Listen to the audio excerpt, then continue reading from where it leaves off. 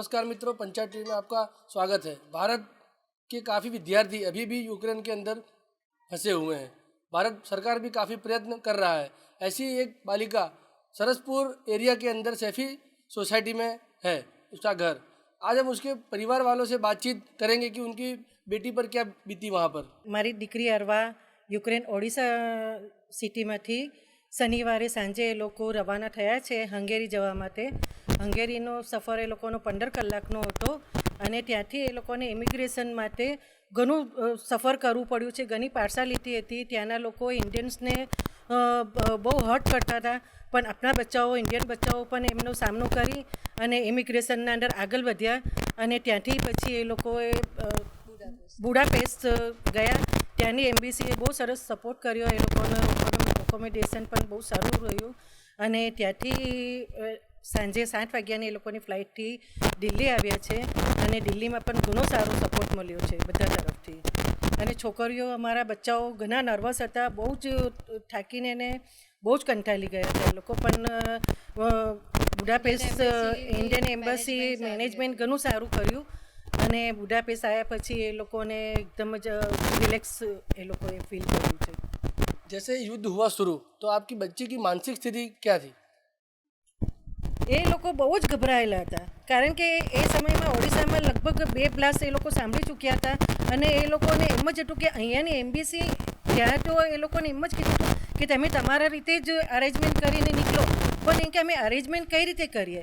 અમારે કોઈ ફ્લાઇટ નહીં કે ટ્રેનની કે કોઈ અમારે કોઈ માહિતી આપે યા તો કોઈ પર્ટિક્યુલર અમારે સમય આપે કે આ સમયે આ બસ છે કે ટ્રેન છે તો અમે નીકળી શકીએ. એ લોકો એ જ દુવિધામાં હતા. અને ત્યાં બાજુ પણ યુક્રેનના ઓડિશામાં પણ ન્યૂઝ ચેનલવાળાએ મારી બેબીનું ઇન્ટરવ્યૂ લઈ ચૂક્યા છે અને આ બધા એને બધું પૂછપરછ કરી ચૂકી છે કે તમારા પાસે ખાવાનું અનાજ પાણીનો શું સોર્સ છે. પણ એ લોકોએ આ સિચ્યુએશનને ધ્યાનમાં લઈને થોડું ઘણું એ લોકોએ સાથે સ્ટોક રાખ્યો હતો એ લોકો પાસે જમવાનું. जैसा कि हमने देखा कि भारत सरकार ने भी काफ़ी मेहनत कर रहे हैं, उन्होंने भी काफ़ी मदद की है, तो क्या आप उससे संतुष्ट हैं? जी, हम पूरी तरह से संतुष्ट है उससे कि इंडियन एम्बेसी ने બહુ સરસ સારી રીતે સપોર્ટ કર્યો છે. બચ્ચાઓને બહુ સારું એ લોકોનું રહેવાનું જમવાનું ને બહુ સરસ વ્યવસ્થા કરેલી હતી. આપણે ઇન્ડિયન એમ્બેસી તરફથી તો બહુ સારો સપોર્ટ મળ્યો છે અને ગુજરાત ગવર્મેન્ટ તરફથી પણ બહુ સારો સપોર્ટ મળ્યો છે.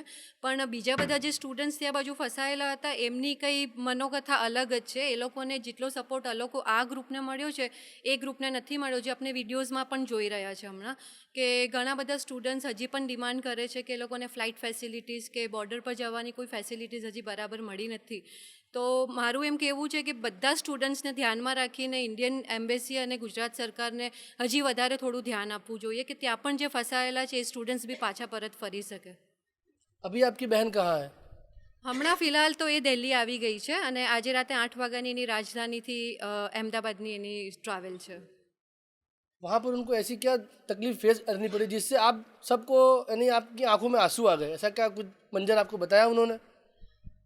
બસ એ જ વાત થતી હતી અમારી એના સાથે કે વોરના જે ત્યાં બાજુ બોમ્બ બ્લાસ્ટ થતા હતા એના અવાજો સાંભળવા મળતા હતા, ફાયરિંગના અવાજો સાંભળવા મળતા હતા.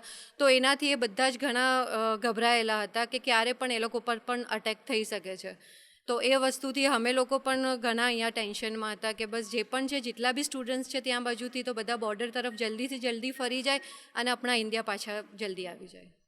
आपकी बहन कौन सा कोर्स करने के लिए गई थी और कब गई थी?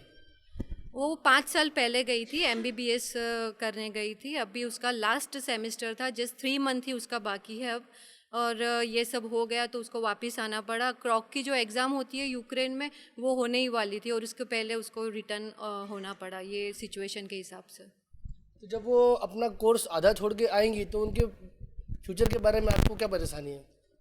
ગવર્મેન્ટથી રિક્વેસ્ટ કરીએ છીએ કે ગવર્મેન્ટે અમે રિક્વેસ્ટ કરીએ છીએ કે જ્યાં એ લોકોને યુનિવર્સિટીમાં જે ડિગ્રી મળવાની હતી હવે ઇન્ડિયામાં એ લોકોને કંઈક પણ એરેન્જમેન્ટ કરીને ઓનલાઈન પ્રોવાઈડ કરે. જે પણ કોઈ એક્ઝામ છે હમણાં ક્રોકની તો એ ઓનલાઈન ફેસિલિટી આપે તો બધા સ્ટુડન્ટ્સ એને ઘર બેઠા જ ક્રેક કરી શકે અને જે ડિગ્રી લેવા એમને પાછું પરત ફરવું પડશે યુક્રેન તો એ અમારી એમ ડિમાન્ડ છે ને એમ રિક્વેસ્ટ છે કે એ ડિગ્રી એ લોકોને ઓનલાઈન કે કઈ બી રીતે અહીંયા જ ઇન્ડિયામાં જ મળી જાય. नमस्कार मित्रों, आप देख रहे हैं पंचायत टीवी। यूक्रेन और रूस के बीच में युद्ध छिड़ चुका है और यह युद्ध क्या तय करेगा आगे के समय में। हमारे काफ़ी सारे विद्यार्थी जो भारत से यूक्रेन में पढ़ाई करने के लिए गए थे, जो वहाँ पर फंस गए हैं, वहाँ से कुछ छात्र वापस भी आए हैं। उनमें से एक छात्र है हमारे सरसपुर वार्ड के पैराडाइज फ्लैट की एक बालिका। आइए उनसे हम जानेंगे उन्होंने वहाँ पर क्या देखा, उनके ऊपर क्या बीती।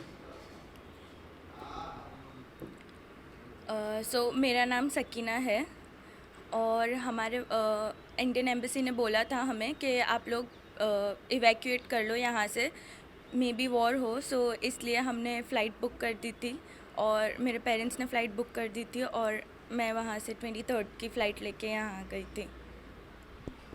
वहाँ पर आप किस कोर्स के लिए गई थी और कितने साल पहले आपका यहाँ से जाना हुआ था? मैं वहाँ पे MBBS पढ़ रही हूँ और मेरे 6 इयर्स कंप्लीट हो चुके हैं। ये मेरा लास्ट ईयर था वहाँ पे। इंडियन एम्बेसी ने आपकी किस प्रकार से सहायता की? तो हम जैसे ये सिचुएशन ऐसी चल रही थी तो इंडियन एम्बेसी ने हमें पहले ही बोल दिया था कि आप लोग यहाँ से सारे स्टूडेंट्स हैं जो है वो चले जाए, तो हमने पहले ही टिकट बुक करा ली थी, इसलिए इंडियन एम्बेसी ने बोला तभी टिकट बुक करा ली थी और हम वहाँ से निकल गए थे। आपके साथ में और कितने स्टूडेंट यहाँ पर आए? मेरे साथ बहुत सारे स्टूडेंट्स आए जिसने फ़्लाइट्स करा ली थी बुक, और हमारी एक चार्टर्ड फ़्लाइट भी सर ने बुक कराई थी, उसमें भी बहुत ज़्यादा स्टूडेंट्स आए थे। करीब 2 बस निकली थी हमारी स्टूडेंट्स की। जिस रात आप वहाँ से निकले उसके पहले आपने वहाँ पर क्या मंजर क्या था, आपने कैसा देखा वहाँ पर? एक्चुअली जहाँ मैं रहती हूँ वहाँ पे कोई प्रॉब्लम नहीं थी और मैं निकली तभी भी कोई प्रॉब्लम नहीं था, तो मैंने कुछ ऐसे देखा नहीं। बस सारी बातें ही चल रही थी कि होने वाली है वॉर और सारे प्रिकॉशंस ले रहे थे। मेरी बेटी यूक्रेन में 6th ईयर में पढ़ रही है। जब एम्बेसी ने बताया कि भाई हम लोग एम्बेसी भी खाली कर रहे हैं तो आप लोग भी पॉसिबल हो तो निकल जाओ, तो हमने टिकट बुक की और हमारी बेटी सही सलामत आ गई है। और अपनी भारत की सरकार बहुत अच्छा प्रयास कर रही है सब विद्यार्थियों को लाने के लिए। उनकी जो कामगिरी है वो सराहनीय है। जब सरकार ने ऐसा कहा कि भाई यूक्रेन में जो है वो वापस आ जाएं, तो आप परिवार वालों के मन में क्या चल रहा था? ऐसा टेंशन हो गया था कि भाई वहाँ क्या होगा क्या नहीं, मगर ऐसा था कि भाई एम्बेसी ने जब फाइनली मंडे को बोला कि भाई आप लोग निकल जाओ, टिकट मिल रही है तो जो भी मिले लेके निकल जाओ, तो हम लोग देख रहे थे, उसमें टिकट हमको दिखी तो हमने टिकट बुक कर ली। तो 23 को वो निकल के 25 को यहाँ अहमदाबाद एयरपोर्ट पे आ गई थी। टिकट का भाड़ा आपसे ज़्यादा तो नहीं लिया गया? ने एवरेज जो था उससे थोड़ा बढ़ के लिया है, मगर फिर भी ठीक है, हमारा बच्चा सही सलामत हमारे घर आ गया। रशिया और यूक्रेन का अभी जो युद्ध चल रहा है, इसमें यूक्रेन में भारतीय बहुत स्टूडेंट और ऐसे अपने जॉब करने गए बहुत लोग फंसे हैं वहाँ यहाँ इंडिया लाने के लिए भारत सरकार ने, विदेश मंत्रालय, उड्डयन विभाग ने बहुत अच्छे प्रयास किए।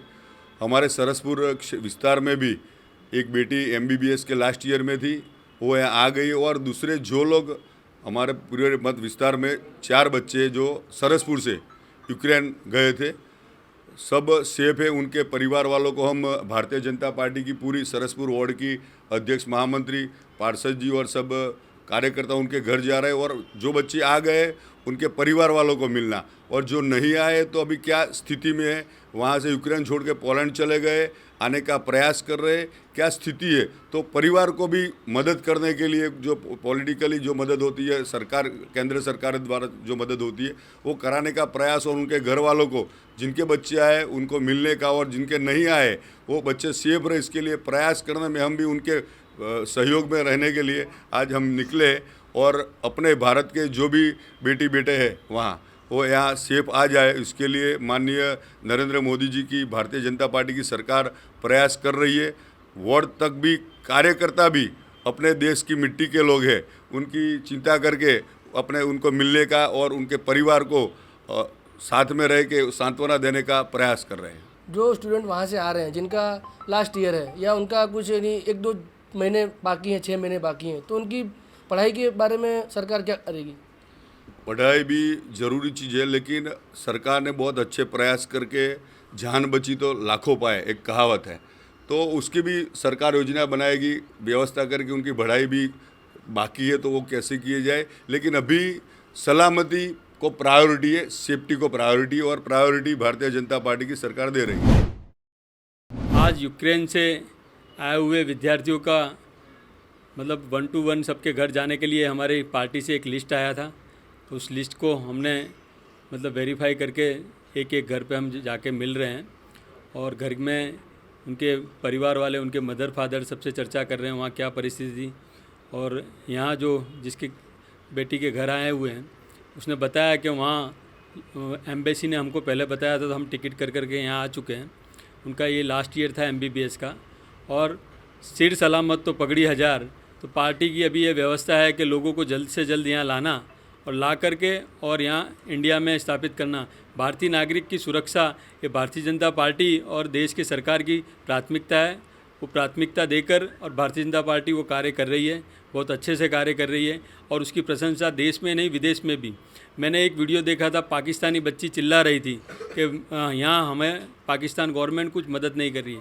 आज हमारे देश में जो हमारी पार्टी का स्लोगन है सबका साथ सबका विकास, उसी राह पर हम लोग आगे बढ़ रहे हैं और लोगों को सब तरह की मदद देने की पूरी कोशिश कर रहे हैं। हमारे यहाँ इस तरह की कोई व्यवस्था नहीं होती कि भाई पार्टी के जितने भी लोग हैं वो एक परिवार की तरह काम करते हैं। भारतीय जनता पार्टी का एक आदेश आने पर लोग सब निकल पड़ते हैं। यहाँ हमारी बहनें और भाई सब लोग निकले हुए हैं, एक एक घर जाकर लोगों से हाल पूछ रहे हैं, और ये सारा रिपोर्टिंग हमें हमारी पार्टी को देना रहता है। पार्टी को देंगे और पार्टी उसके अंदर कोई भी जो बात होगी उस बात का निकाल करेगी। पार्टी हमारी सबके साथ लेके चलने वाली पार्टी है, और सभी लोग मिलकर उस विषय में आगे प्रयास कर रहे हैं। कैमरामैन मुकेश परीख के साथ केशव मिश्रा, पंचायत टीवी, अहमदाबाद।